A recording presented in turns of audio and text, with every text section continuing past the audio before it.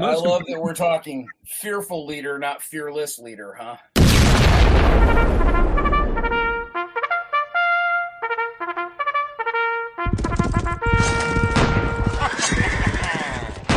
Welcome, folks, to Season 16, Episode 3 of Mention and Dispatches. One of the things that we've been doing for a little while here is we've been co-sponsoring Connections Online. As who's got the background is going there? Somebody's got the hockey game on in the background or something. I'm not sure. The 10 AM radio thing on. Anyway. Connections Online. This is the 5th year for us doing Connections Online. And so to that end, we have brought in conference co-chair or conference chair, Chris Weave. Howdy, Chris.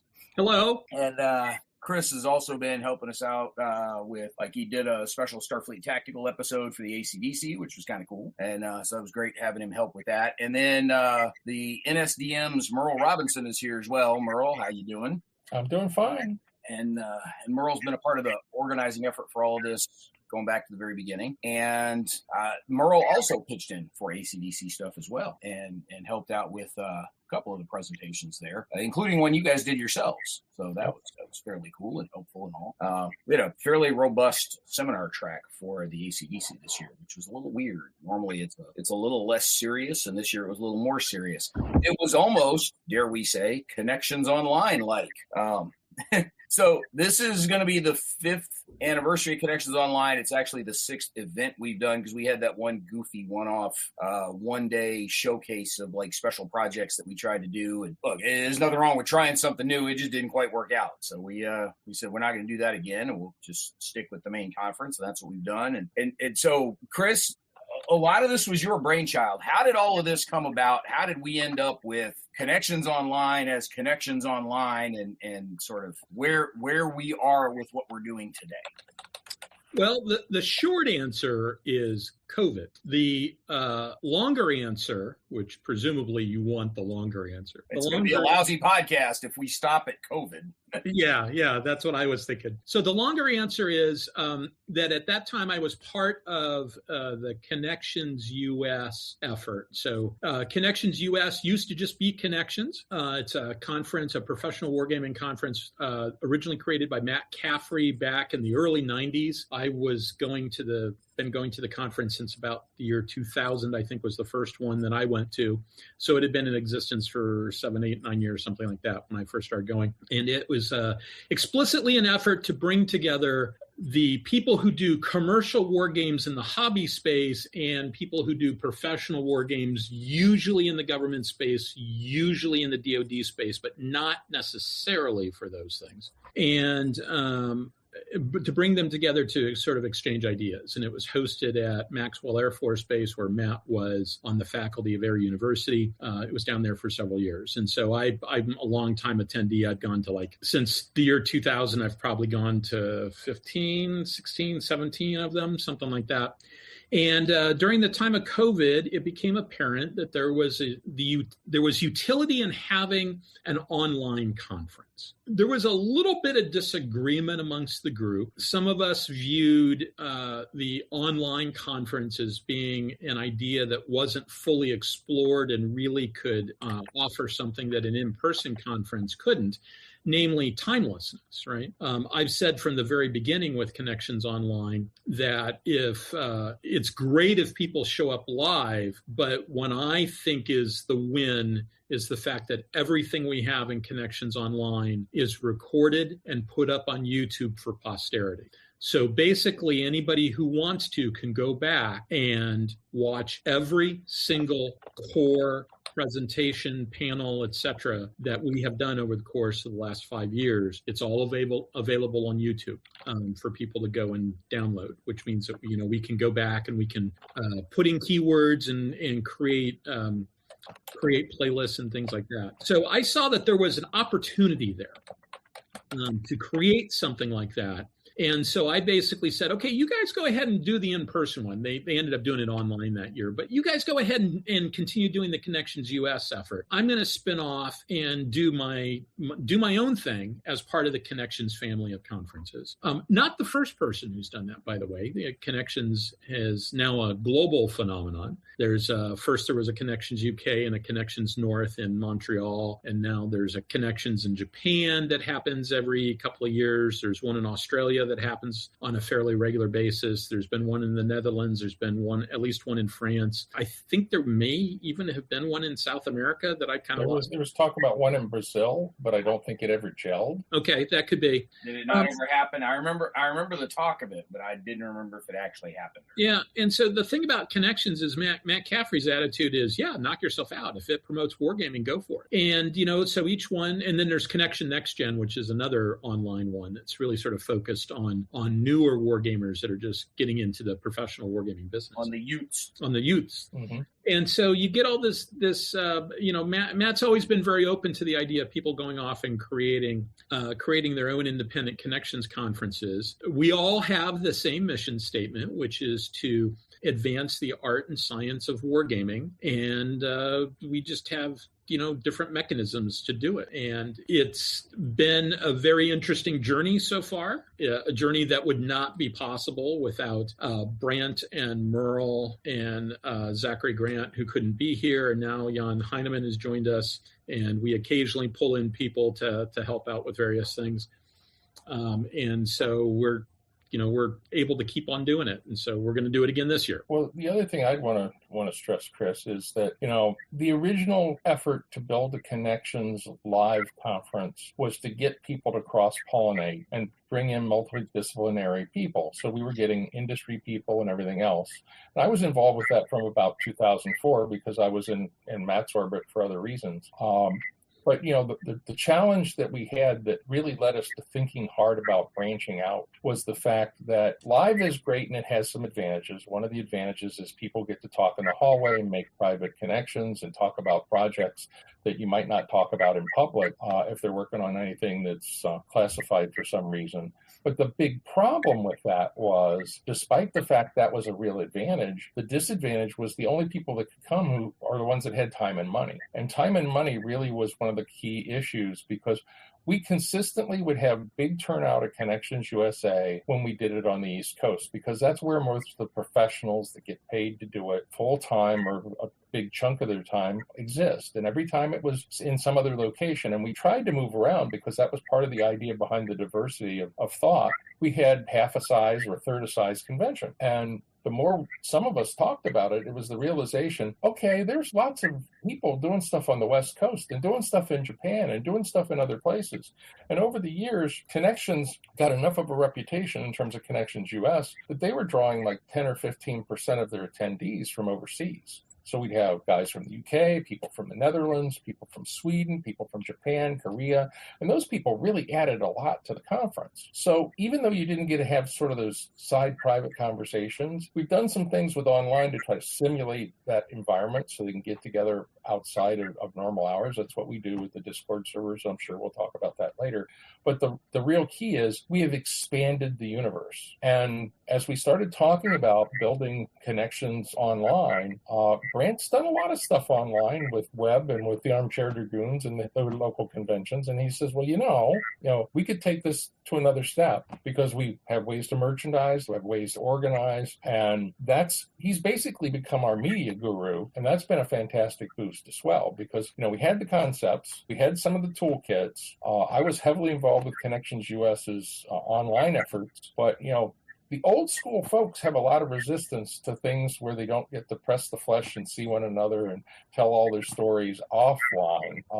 So what was happening is people were coming in and doing presentations, and because professional wargamers are worse to herd than cats, so some of them would give them a copy of the presentation. Most of them might not want to be recorded because they thought they were ugly or weren't a particularly good speaker, even their ideas were great. So it would basically be confined just to a handful handful of people. Even in the good years, it was like 300 people hear this thing and it's transitory. And I think that's one of the big things that we've overcome with this approach. I would also add on top of it that in some ways we're able to better meet the original vision of Connections than Connections US is. In the early days, it was explicitly an attempt to get the commercial hobby designers together in the same room with the professionals. And for the first couple of years, those people came to the conference. And then they went, wait a minute, this is a big expense and it doesn't sell games. Exactly. And there was a time period where Matt had some money. He could fly people out. And so those of us on the government dime, the government paid for us to go. But there were people that came out from California that were honest to goodness war game designers in the hobby space that they were able to fund to come out. But that dried up. And those people, as by and large, stopped attending. The people who did keep attending were the people that had one foot in both worlds. But the people who live in the commercial world, by and large, stopped attending. Well, we get some of those back. By virtue of the fact that the cost to participate in Connections Online is you have to have the network connection that you already have and the video camera that you already have and the computer that you already have and a willingness to put together a presentation or put together some talking points and come online for an hour or two.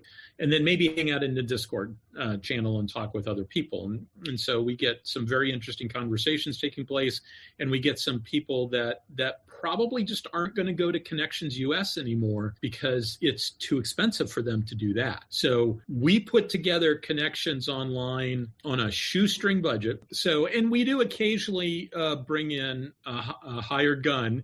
We've got our favorites that we'll call if we need a producer for the show, because the thing is, when we do it, we are the least professionals that you can be in this regard. And by that, I mean, but I don't spend a whole lot of time futzing with my lighting and getting all that stuff right. As far as I'm concerned, the important part is the slide deck and the fact that, and the words that go along with it. But we do make sure, we do have professional procedures in how we run our conference. And that those professional procedures include the fact that we have somebody who's moderating the panel, somebody who's sort of running the show in that regard. And then we have somebody who's a dedicated producer able to fix StreamYard as StreamYard breaks. StreamYard's a software that we use to record the conference and stream it out to YouTube. And it's also the software that Brant's using right now to record the audio for this. We also purposefully have some of our panels be extra long. As a general rule, we have a 1 hour event, 2 2-hour events, and then a 1 hour event to close things at the end of the day. And that's because it's always frustrated me that you go to a panel and there's this thriving conversation taking place, and we got to end it because we got to go off to the next panel. And so one of the things that I've discovered is that if you schedule things for 2 hours, usually they sort of die off naturally. And so one of the things that we always emphasize in our training program, and we get together with everybody beforehand, we teach them how to use the software. We run all the moderators through sort of like what our expectations are and what they're empowered to do. And one of the things that we empower them to do is we say, look, when the horse is dead, stop beating. You don't have to be mad at the glue, right? So when the horse is dead and if you think you've gotten to the point where the conversation is over, say, hey, great conversation, everybody. Thank you very much. Next event will be at such and such a time, and just end it. The other thing that means for us is that if we have things go over a little bit, that's not a huge problem. We don't like to do that as a general rule.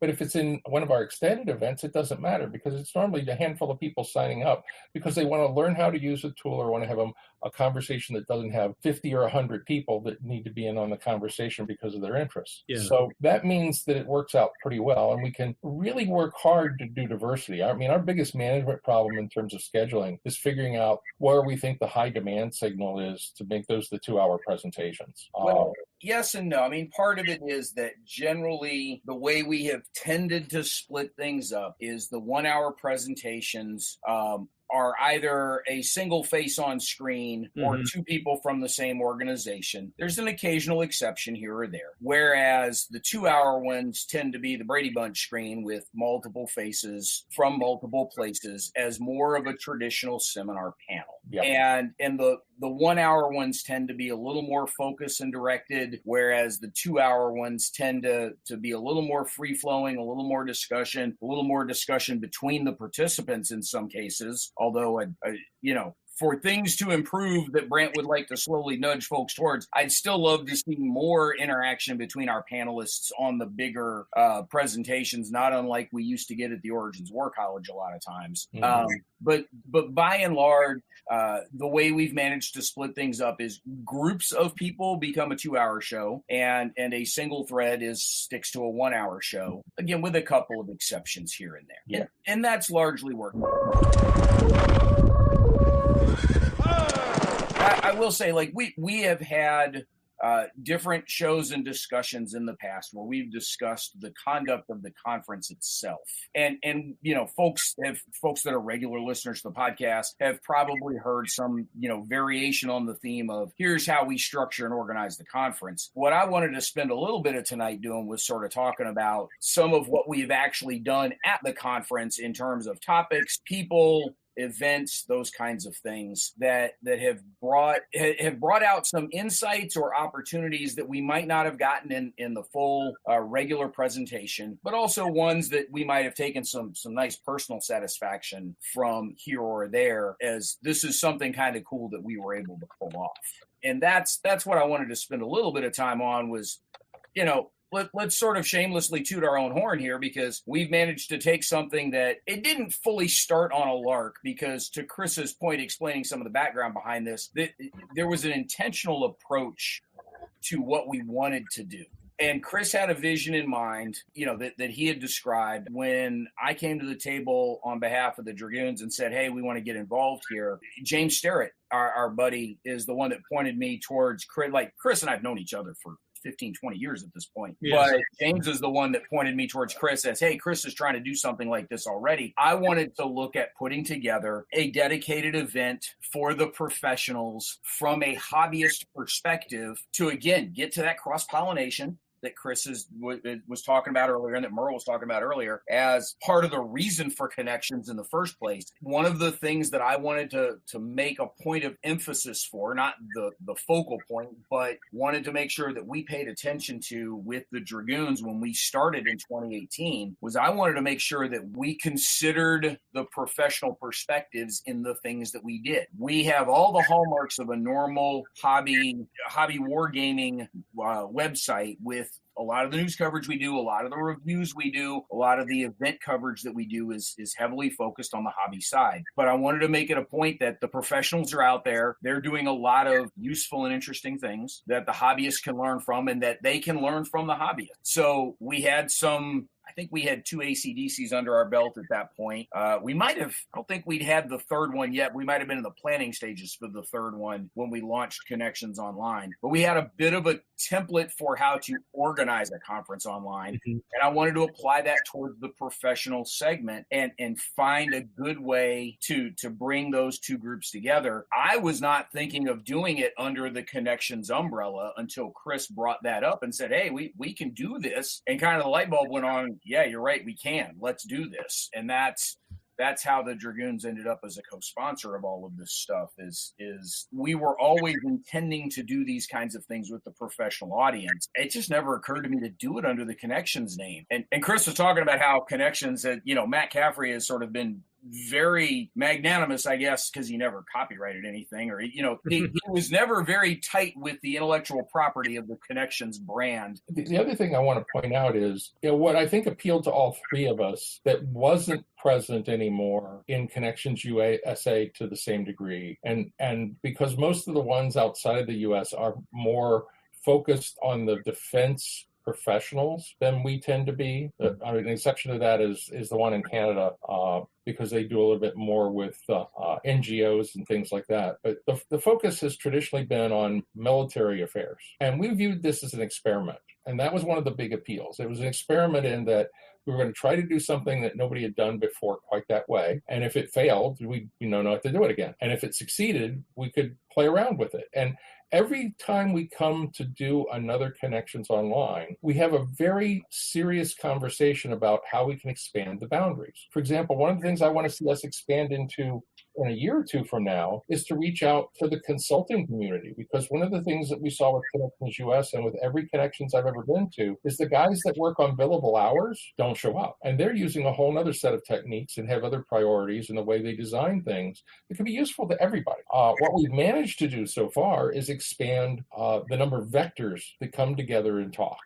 We've consciously been talking about perspectives in how to design games and run games, education, research, and competition for fun. And that's where we got the bridge to the hobbyists. And we always knew that there were people out there like Mark Herman who worked professionally with a commercial gaming company, went and got a degree in operations research, became a professional with a consulting company for DoD. He's done games that were adapted for DoD use that were originally commercial. And he's like one of the classic exemplars in the business. And there are people of all categories there, from Peter Perla to Alan Raffi to, we could go on and on. But the point is, what we've been able to do is bring those people together experimentally in each of the different years so that we have more diversity and are more open to trying something new than anybody else that's out there right now. And I think that's a big achievement. I mean, when we talk about what were our aspirations and then what's the reality of what we've accomplished, the aspiration was to see if we could get something that worked and we could expand the pie. And although we haven't expanded it in all the ways we would like to, where we think there's a benefit, we've accomplished a lot. Yeah, well, I think one of the reasons why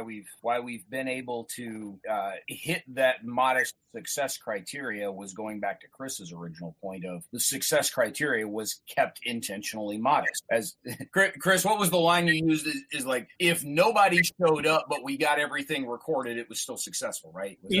And I had two criteria for the first one: no technical glitches, no significant technical glitches, and written SOPs at the end of the conference. Yeah, and if anybody showed up, that was a bonus. Yeah, if anybody showed up, that was the bonus. Yeah.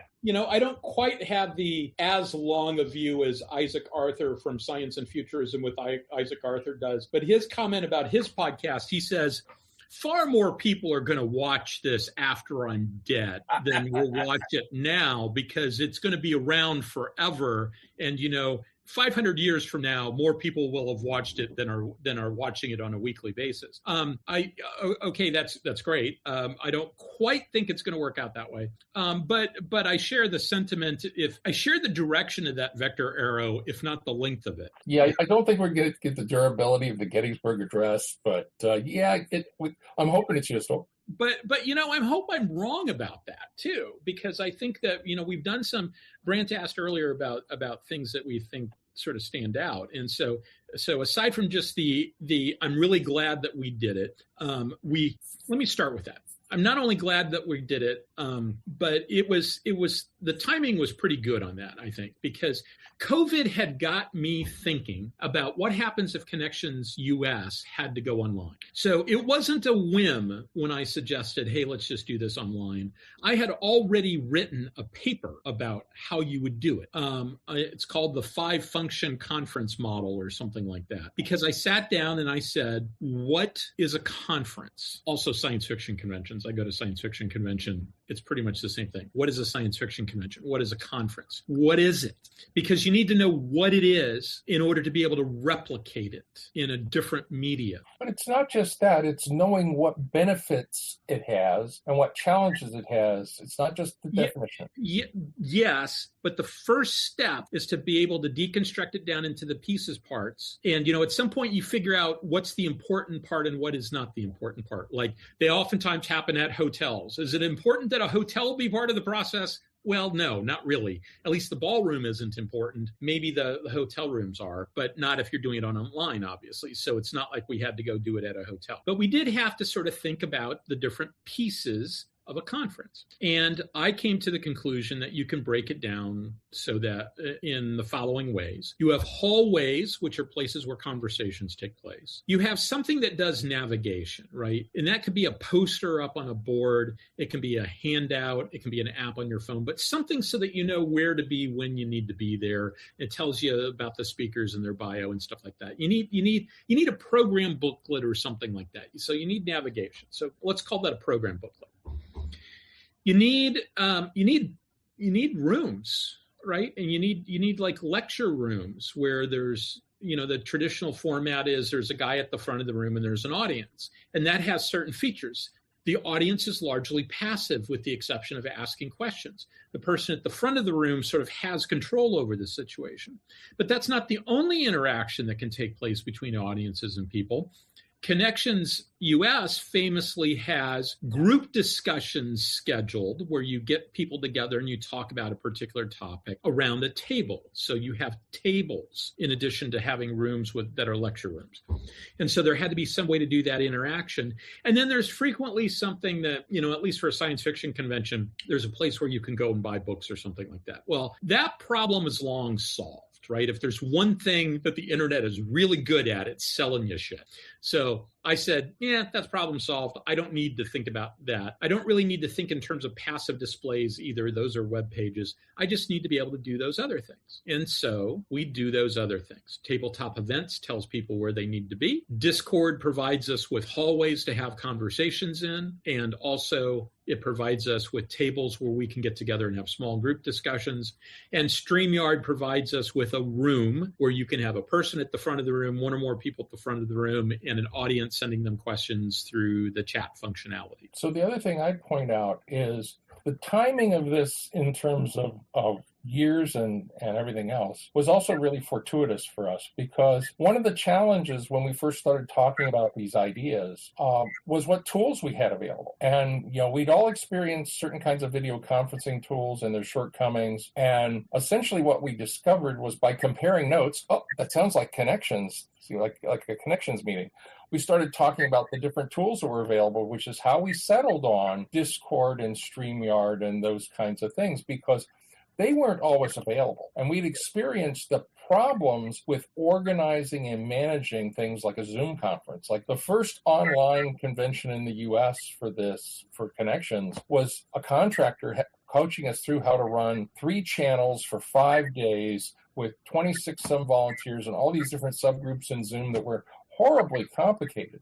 It's not the kind of thing you could do as an experiment or that we had the resources to do. But when we started to see, this is what I talk about in my NSDM group too. There's the professional background that we've all had in wargame design and in how you run war games for large numbers of people and small numbers of people and all that stuff that you do around analysis. And then what we did is we added gamer tech, because Discord and Steam and all of those things that operating in our hobby space is what we brought into this and merged it. So the connections between those different components allowed us to do something that nobody had done as easily before and on a shoestring like we're doing it.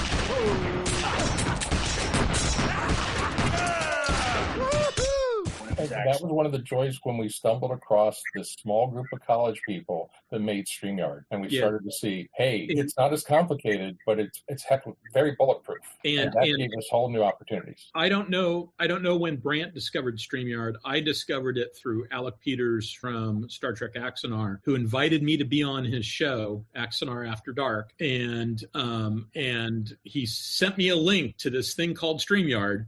And that's how we were going to be on this show together. So we were on this podcast on YouTube using StreamYard, and I went, that's really seriously cool. Because it makes amateurs look professional. You can do some very simple things with banners and formats and presets that they have.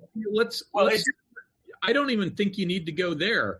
It just works. Yeah. It just works. So it does definitely lower the barrier to entry for folks to be able to put on some very polished appearances. I first encountered it through a handful of the folks doing live streaming in the wargaming space, because StreamYard is generally the if not the preferred tool, at least the default answer for most folks starting out, like our buddy Gary over at Ardwolf's Lair, who's been a producer for us one year. It's the same thing Mo uses for Mo's Game Table. It's the I think Pushing Cardboard has moved off of StreamYard over to something else, but it's the standard tool that most folks use. It's the one we use for the ACDCs in addition to what we do with Connections Online. It's also the one that we'll use doing live shows from places like Origins when we do our live hits there. That means it works from Android tablets and regular tablets. Well, yeah, the fact that we had a variety of technical tools that allowed us to pull something together,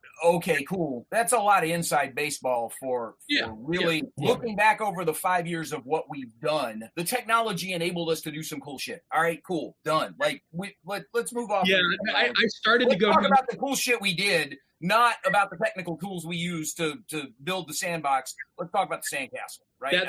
That sounds fantastic. I started down that path, and then I distracted myself because I wanted to wax poetic about StreamYard. So let's StreamYard does cool shit. All right, good. We all know that. Everybody knows that. Yeah, and we're evangelists for it, and it's all fine, and they probably should pay us royalties. But anyway, go on. Season 16 of Mentioned in Dispatches is underway, and we couldn't do it without our Patreon supporters, and especially the regimental captains at the top level.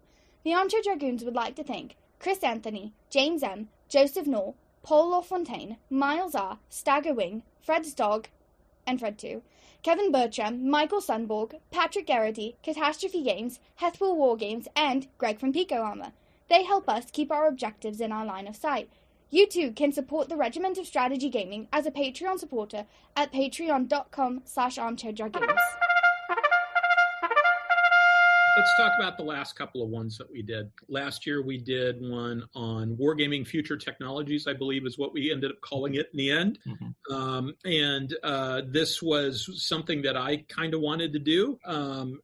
We all wanted to do. We picked it together. I was glad the rest of you didn't outvote me on this one, because this is an opportunity to talk about AI in wargaming. And AI is as much in wargaming as it is in every other aspect of life these days. And I wanted to have an opportunity to talk about, to bring together experts and to have the conversations about two topics involving wargaming and AI. One is using AI in war games, and the other one is war games about AI. And because those are two different topics, but people have a tendency to cross the streams, right? People have a tendency to be sloppy in their discussions. And the end result of people being sloppy in their discussions is that frequently you end up with people that are like not being sufficiently dedicated to staying on target when they're having that conversation. They go back and forth. And so one of the things that we did early on was we had a AI and wargaming and a wargaming and AI panel, and we put them both on the schedule so that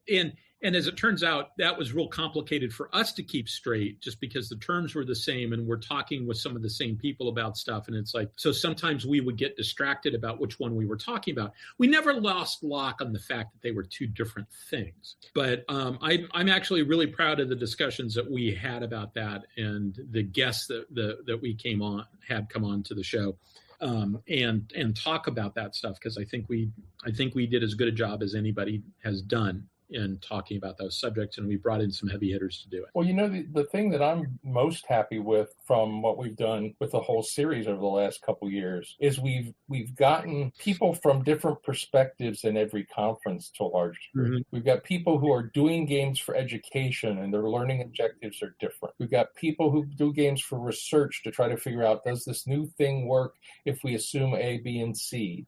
We've got people who are trying to say, what would be different in history counterfactually? And how can I make this topic fun so that people learn stuff on the collateral? Because that's like what my outfit does all the time with geopolitics. It's like you start with the world as it was, and they learn a heck of a lot about what it was in 1960 or what it is today. And then they get to go play with it and realize history's not written. And, that's the experimental value of wargaming in general, is that we bring those different things in. So when we talk about specific sessions, I'm really proud that we did the WATU thing with the Western Approaches Tactical Unit, where we talked about the history and how they did things, for the Second World War. And then I'm really thrilled that we reviewed stuff that not everybody's seen, like Aftershock, which is about earthquake relief. That Hohai game that we did the one year, 1816 as an extended, I thought was a really great example of how they pulled graphics and storytelling into conveying history. It was an experiential game where you went looking for two kids that got picked up by a ship. And the thing is, it all hung together in a way that we normally don't see in commercial games, and that people don't think of aesthetically as a value for learning very often. We brought in people to talk about the CNN Academy, which is how do you train news people, and how do you deal with conflict that way? We brought in the Zenobia Awards because they had new people developing new concepts, from the educational side. There were students and people who were doing their first or second prototype of how to approach problems. And they did things unlike what anybody else did. They weren't things that looked like the game you saw last week or the game you saw a year ago. Merle, you realize when you talk about the WA2 panel, you're being, or the WA2 presentation, you're being insufficiently specific since we've had more than one. That's true. Well, and let me riff off of that. So the Western Approaches Tactical Unit, there was a book recently by a guy named Simon Parkin, a book called The Game of Birds and Wolves. It talked about how the Wrens, a lot of them were in the enlisted women who were in the Royal Navy, the Women's Reserve. Whatever. Yeah, well, whatever. It was the Wrens. Something. But the important part is that they were there for wartime service, and they helped train convoys in ASW tactics. And according to the Parkin book, in the process of this, they developed all sorts of new tactics and were directly responsible for beating back the U-boat threat. And a lot of what I just said is wrong. Women's Royal Naval Service. Yeah, Women's Royal Naval Service. And so a lot of what I just said is it's turning out as wrong. No disrespect intended to Mr. Parkin. He did the best job he could with the sources he had available.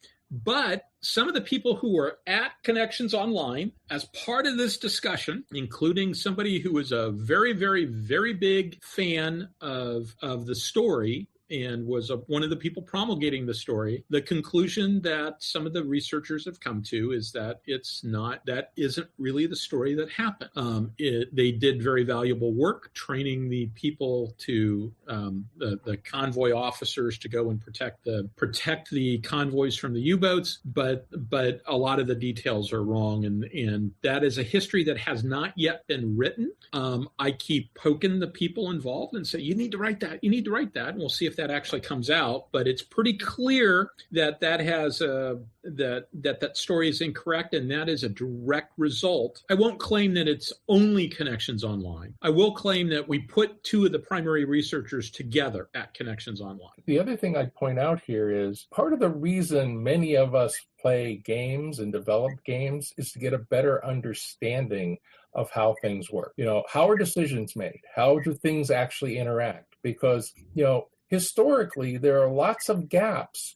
And that's part of why we're looking at the things we're looking at this year, because there are assumptions. I mean, Chris and I and Brant, to a lesser degree, have had this conversation before about, how do we know operationally what tank was the best tank in World War II? Because all we have are these little anecdotes from people who are in engagement or another engagement, and there's no real statistics, and there's no real data in a way we can all assess as to how much something broke down.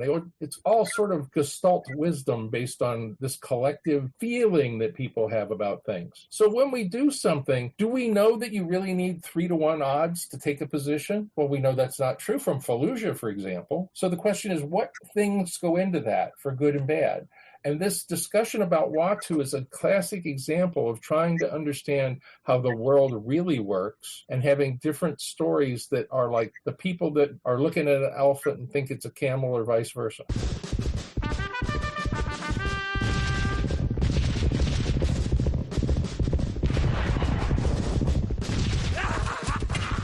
The WA2 panels, well, there was a panel in a subsequent later presentation, and then obviously those connections that folks had made after the fact, those come in as well.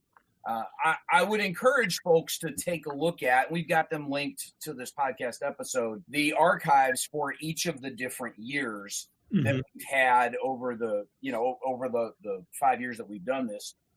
We do have the playlists currently sorted by year. So you can go to the Dragoons YouTube channel, and you can go pull up all of 2022 and see everything we did that year in that order. Chris had mentioned earlier the idea of getting some playlists sorted out that are more topically focused. So across all of the years, here are the things we did on naval warfare, or here are the things we did that talked about AI, or here are the things we did that talked about use of this technology or this service, or, here's the Air Force stuff, or whatever it might be. Here are all the ones that talk about books and magazine articles.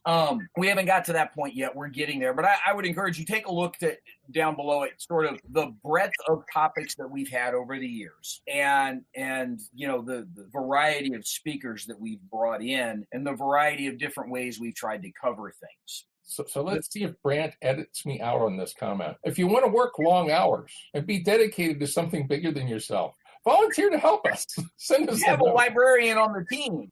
I mean, it's not like there's money. There's a lot of self-satisfaction because we're doing something that's really worthwhile. It's helping advance the art and science of what we feel is important for understanding how things work. And the long hours are not that long. Yeah. So looking back through the archives, we mentioned Watu as one that was kind of a big deal and was something that we don't normally talk about or cover or discuss. Looking back over some of the other core events that we have in there, one of the things, so the Dragoons handle a bunch of the back-end infrastructure pieces that are not necessarily things that show up on screen. We use our tabletop events account to handle the registration and scheduling piece of things. And so that is one of the places where the Dragoons do some of the heavy lifting for this. Generally, a lot of the graphic stuff come out of me or someone with the Dragoons here as well. So there's a lot of that back end stuff, basically a lot of it up to the point where we start executing. Once the conference starts, a lot of the Dragoon stuff sort of falls away, and the production team takes over. But one of the things that we've always tried to do is have at least one Dragoons organized 2-hour core event in there, again, just to reduce the lift on you guys having to go out, recruit and organize and bring in the different panel speakers and conference members and whatever. The very first Connections Online that we did, the Dragoons organized panel for that one. I remember the topic. It was distributed campaigns over the long haul. And this was something that, Chris, going back to your point, this is something that we saw come out of the COVID piece out of necessity as much as anything, right? We couldn't, generally when you do a military exercise, you put 50 people on planes, you all gather in one of about 6 different locations, because only about 6 places we ever do these things, right? For the Army, you're doing them at Fort Leavenworth, because that's just where the schoolhouse is. That's where everybody gets together. For the Navy, I guess, there's a bunch of folks going to the Naval War College, but there may be 1 or 2 other places. Monterey, they may end up at Naval Postgrad or something. A lot of folks will end up at NDU. Well, when you can't put 50 people on planes and go get them all in one room together, what do? Well, you try to do these things in a distributed fashion. Well, who's been doing this stuff in a distributed fashion for the better part of 15 or 20 years? The hobby gamers. And in particular, the role-playing folks versus the board gaming folks, because the board game folks, right, you're going to play your board game, whether you're using Vassal, Tabletop Simulator, whatever. Even a longer scenario is not going to take more than a couple of weeks if you're playing 1 to 2 hours a week. Chris, you guys playing World War II in real time, notwithstanding,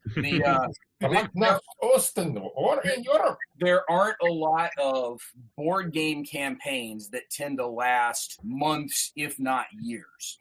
The role-playing dudes do that all the time. So what we brought together for that panel was we got a pair of role-playing game masters who have been running distributed campaigns, remote campaigns with people literally around the world, using online tools, and brought them together. How do you organize these things? How do you keep player engagement up? How do you run and maintain these campaigns? We also brought in the Dragoons' own Jim Ozarski, because he's been doing some longer campaigns through Tabletop Simulator, primarily using minis rules, but like their Leipzig game that they ran at the time that we were doing Connections Online, the Leipzig game had run through the fall of 2019, and 3 hours a night.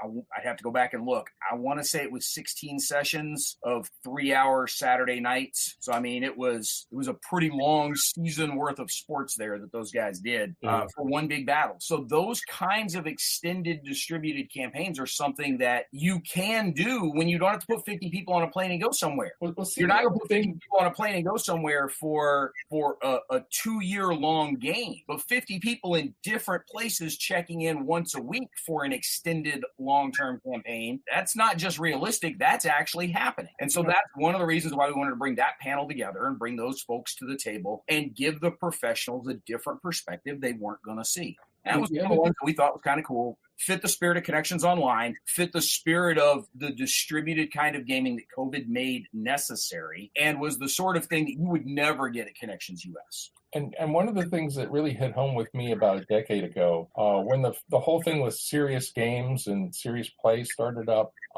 one of the folks that helped pitch that from Berkeley to get it started came to my town, and I got to go to her presentation. And the thing that they pointed out, which is a really good truism, is, people can become a journeyman at all kinds of things if they spend 2,000 hours, and they can excel if they spend more than that over time. So one of the things we basically wound up doing was realize there are people out there, the gamers you mentioned in particular, that have spent hundreds and thousands of hours learning these tools. And the idea with Connections was to share knowledge that we gained. Heck, we got to find them, because once we knew they were out there, we reached out. So now we've got relationships with Fight Club, that's doing lots of online gaming in different ways for different kinds of games. We've been expanding the circle. And I think that's one of the big accomplishments we've made, not only for our venue, but we've got people talking outside of our venue that weren't communicating before. Agreed. Yeah.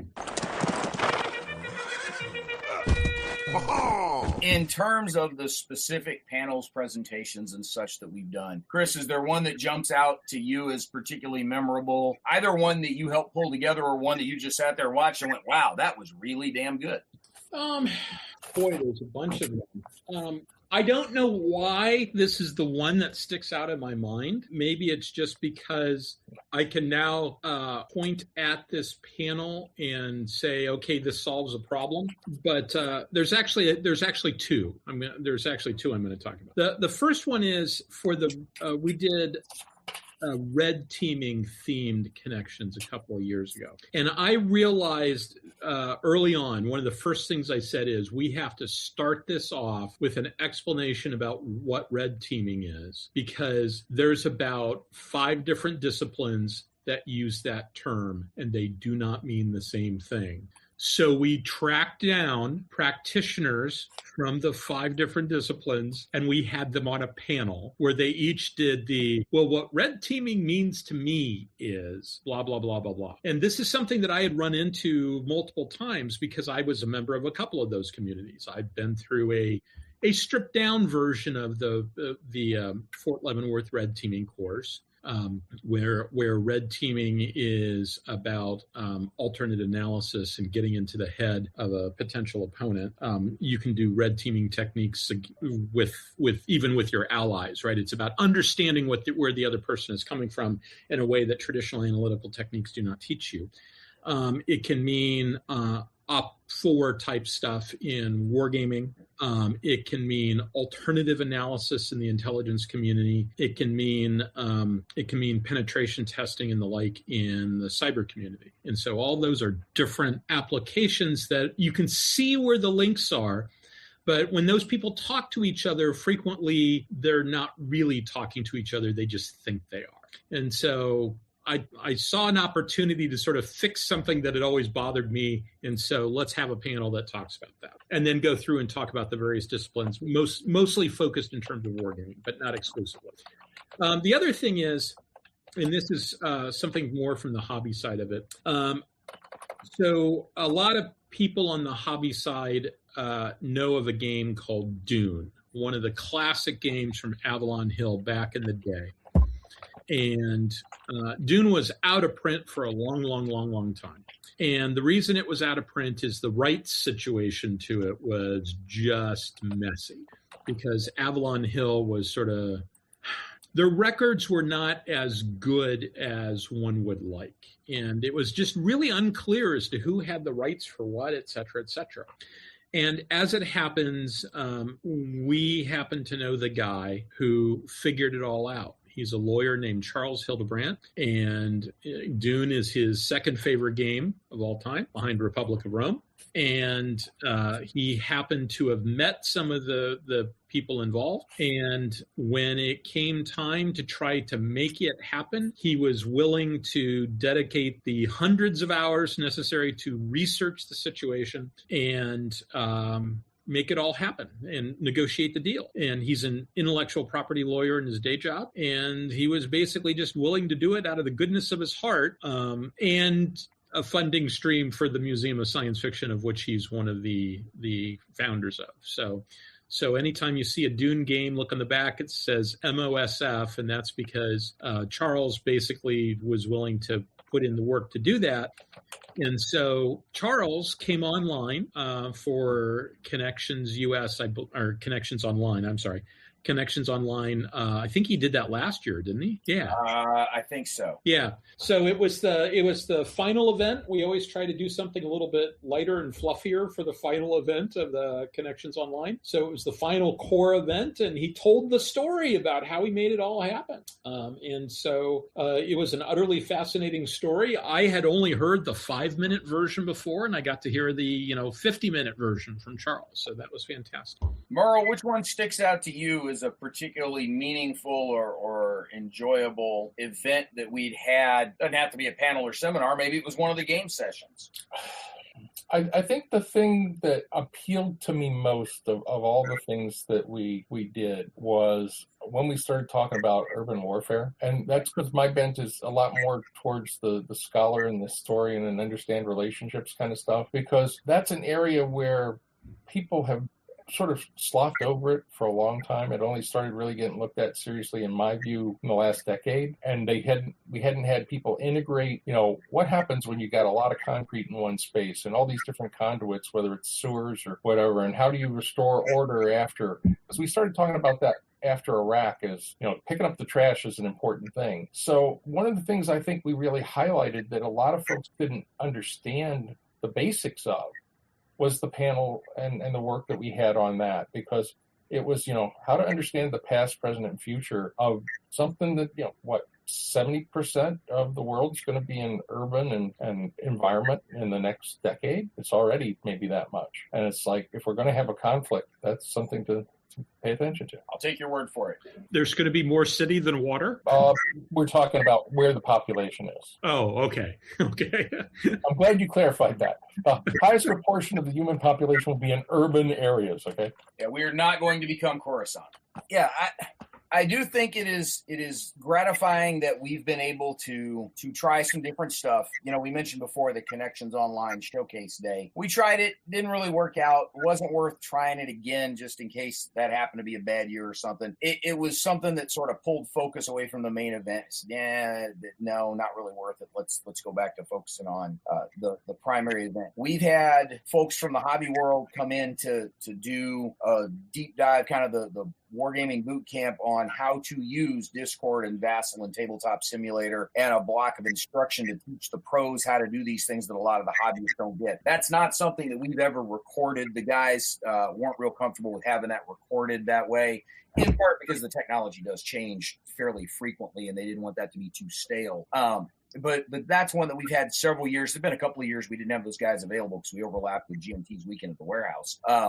We've had a couple of different game sessions. We always do the game sessions as extended events just because we can put several game sessions on simultaneously, such that you're limited on the number of people that can play in any one game. So we can have multiple games going at the same time. But we've also had other later evening presentations on the state of hobby wargaming, just to give the pros a sense of what's out there, trying to, go shallow but wide on, here's a whole lot of different options on hobby wargaming. We've had some really good extended events just where the presenters weren't available during our core event hours. The guys that from Thin Red Line Games did a presentation on kind of researching the game itself and the orders of battle and the terrain and the techniques and tactics and procedures that folks used at the time. And that turned out to be a pretty popular one after the fact. That video's gotten a lot of views after the fact. We've covered a lot of ground and tried a bunch of different things. One of the things, we tried it last year. We're going to put it together again this year and see how it goes. We had a couple of presentations that we had recruited for some earlier Connections Online that we brought folks in from an organization to talk about a specific topic, and they ended up spending a little more time talking about the organization than the topic. And we realized that, look, if you want to do an infomercial for yourself, that's cool, but let's get it out of the core event. And so last year we turned Monday into infomercial day, and we had, 4 or 5, I think it was 5 different organizations do sort of toot their own horn, right? I mean, they did their own infomercials. And we're hoping to pull some more of those together again this year and see how it goes. And it is absolutely shameless, blatant self-promotion. But that's exactly what we've asked them to do, right? I mean, they are meeting the mission. But it gives them a chance to show off a little bit, and it gives us a chance to record this stuff. And so we've got those things available for folks to kind of show off with a little bit. And I think that is one of the cool things about all this. And one of the final particularly nifty things that I think comes out of Connections Online versus any of the in-person ones is we've had a significant attendance. Makes it sound like it was 40% or something, but I mean more than 2 in terms of people showing up. We've had a decent number of hobbyists that are not publishers or designers.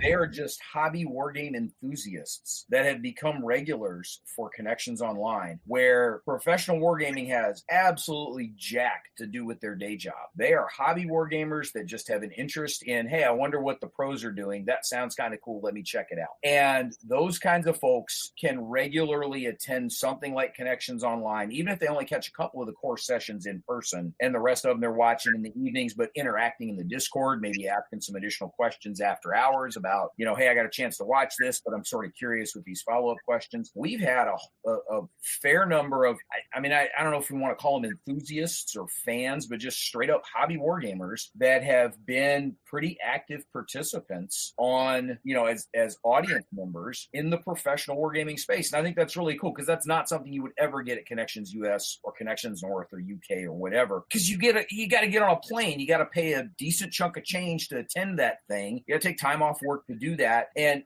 that's a pretty heavy lift for a hobby wargamer to just indulge a point of curiosity that's tangential to something they just do purely for fun. We've given them an outlet to do that. I think that's kind of cool. Well, I think the other thing to point out there is, I learned a long time there's a big difference between the certification of knowledge and knowledge itself. And there are a lot of people who've learned a lot of things in the hobby world and have done, historical research or technical research on different subjects that have something to offer. And if we can identify those people and have a showcase for them, I think that's a plus for everybody. We are, as we are recording, we are well past an hour. Once we edit down the ums and the ums and, truncate some silence, this will speed up a little bit. We're just going to edit out all of Merle. That should be done about 7 I knew that was going to be the way you did it. I knew it. Chris, wrap this up for us. Take us home. What, based on your original vision versus where we are at the 5-year mark and what you see coming next, how are we doing towards what your original vision was, and how are you building onto that vision for where we're going next? Well, we continue to create new content every year, right? So there's no danger of us running out of topics to talk about. There's plenty of wargaming activity out there that we can talk about. There's plenty of issues to be addressed. AI and all the things. Basically, we didn't solve any problems, right? We haven't. AI is still an issue in wargaming. We still need to do red teaming. We still need to do X. We still need to do Y. We still need to do Z. And so it's not like these things go away. We can get better at it, but these are not solved issues. And so from that standpoint, there's plenty of stuff to keep us busy and plenty of new topics to keep us busy. What I would like to see us do more of, starting with me, is that I'd like to see us do a little bit more to sort of get the word out and put a little bit more effort into building all the support structure that goes along with it. But, frankly, that's easier said than done. Brent and I are still working full time. And so we're recording this at, it's currently about 10:20 at night. I didn't get home until about 8 from the day job, and I got to work about 6. So maybe I got home a little bit earlier. I mean, it might have been more like 7 because I think I left the office at right about 6:30. So yeah, closer to 7. But the upshot is that, this is something that does take some time to do. So we've been putting our effort into making sure that we get high quality guests and we actually organize the conference, not as much effort into the marketing side of things. So if anybody wants to be part of the process of helping us with it, contact Brant and he'll pass all the information along to us, the rest of us, and we'll have a discussion about it. And if anybody wants to go and tell all their friends about it, hey, that's fantastic as well. So, and I'd like to thank Brant and Merle and Zachary and Jan, because without them, this wouldn't happen. And Brant especially was just, it worked out that he and I basically had the same idea at the same time. And so it was a natural opportunity to get together and work on the conference together. So that worked out fantastic. Yeah, that wasn't by design. Like you said, it just dumb luck that it worked out that way. Great minds think alike. Serendipity can work in your favor. Sure, we'll go with great minds thinking alike, despite the lack of great minds on this end of it. Cool. Guys, thank y'all for being here. Appreciate you taking the time. Again, for folks that are curious about Connections Online, we've got the links to the stuff in the podcast description below, so you can go take a look. As you are going to be hearing this, you've still got at least a month and a half before Connections Online happens, which is plenty of time to register and participate. Registration's currently set to open up early March for a late April event execution. But again, the good news about this is you don't have to make any travel arrangements. You don't have to book a hotel. All you got to do, we don't even care if you're wearing clean pajamas when you're dialed in. It's not like you're on camera if you're not one of the presenters, so you'll be fine. Log in, watch, enjoy, participate however you'd like. And we hope that if you do, you get something out of it that you find useful in your wargaming journey, regardless of whether that's on the hobby or pro side. In the meantime, we've got some other pretty cool episodes coming up later this season. We are a little heavier on the professional and practitioner side this season. It's just sort of how the scheduling worked out, where we're going to be talking about professional development options for those practitioners. We're going to be talking about a couple of different books and research projects that some folks have undertaken on the professional and practitioner side. But we're also going to, take a little time and talk about sci-fi wargaming and, look ahead at the convention season and those sorts of things. In the meantime, we hope you've enjoyed this look back at Connections Online. We'll catch you next time on another episode of Mentioned in Dispatches.